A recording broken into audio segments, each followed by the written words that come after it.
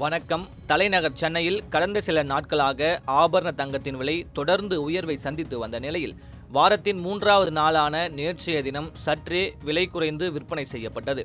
இந்நிலையில் இன்றைய தினம் சற்றே கலக்கம் அளிக்கும் விதமாக தங்கம் விலை உயர்ந்திருக்கிறது.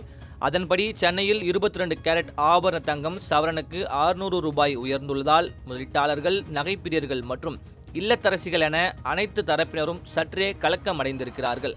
அதன்படி 1 கிராம் தங்கம் 75 ரூபாய் உயர்ந்து 13,230 ரூபாய்க்கும், 1 சவரன் தங்கம் 600 ரூபாய் உயர்ந்து 1,05,840 ரூபாய்க்கும் விற்பனையாகிறது. இதனிடையே சற்று நிம்மதி அளிக்கும் விதமாக வெள்ளி விலை 2வது நாளாக விலை மாற்றமின்றி விற்பனை செய்யப்படுகிறது.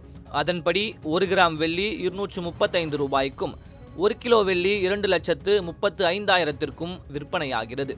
மே மாத தொடக்கத்திலிருந்தே தங்கம் விலை அதிரடி ஏற்ற இறக்கத்தை சந்தித்து வருகிறது. சர்வதேச சந்தைகளில் நிலவும் பொருளாதார மாற்றங்கள் மற்றும் முதலீட்டாளர்கள் காட்டும் ஆர்வம் போன்ற காரணங்களால் தங்கம் மற்றும் வெள்ளி விலை சமீப நாட்களாக உச்சம் தொட்டு வருகிறது. அண்மையில் தங்கம் மற்றும் வெள்ளி மீதான இறக்குமதி வரியை 6%இலிருந்து 15%ஆக மத்திய அரசு உயர்த்தியது. இதன் தாக்கம் மற்றும் எதிரொலியாக இங்கு அதிரடி விலை ஏற்ற இறக்கங்கள் ஏற்பட்ட வண்ணம் உள்ளன.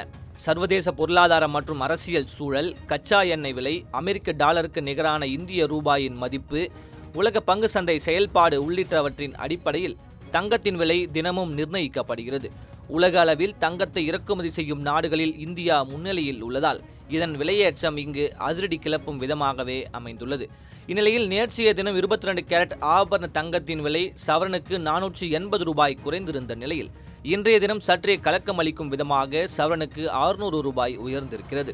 அண்மையில் தங்கத்தின் தொடர் விலையேற்றம் சாமானியர்களுக்கு தங்கம் என்பதை எட்டாக்கனியாக மாற்றிவிடுமோ என்ற அச்சத்தை ஏற்படுத்தி வரும் நிலையில் இன்றைய தினம் ஏற்பட்ட விலையேற்றம் மீண்டும் அதே அச்சத்தை கிளப்பியுள்ளது. தற்போதைய குறுகிய காலத்தில் விலை ஏற்ற இறக்கங்கள் இருந்தாலும் தங்கம் என்பது நீண்டகால பாதுகாப்பான முதலீடாகவே மக்கள் மத்தியில் பார்க்கப்படுவதால் அதை வாங்குவதில் பொதுமக்கள் காட்டும் ஆர்வம் சற்றும் குறையவே இல்லை என்பதும் குறிப்பிடத்தக்கது.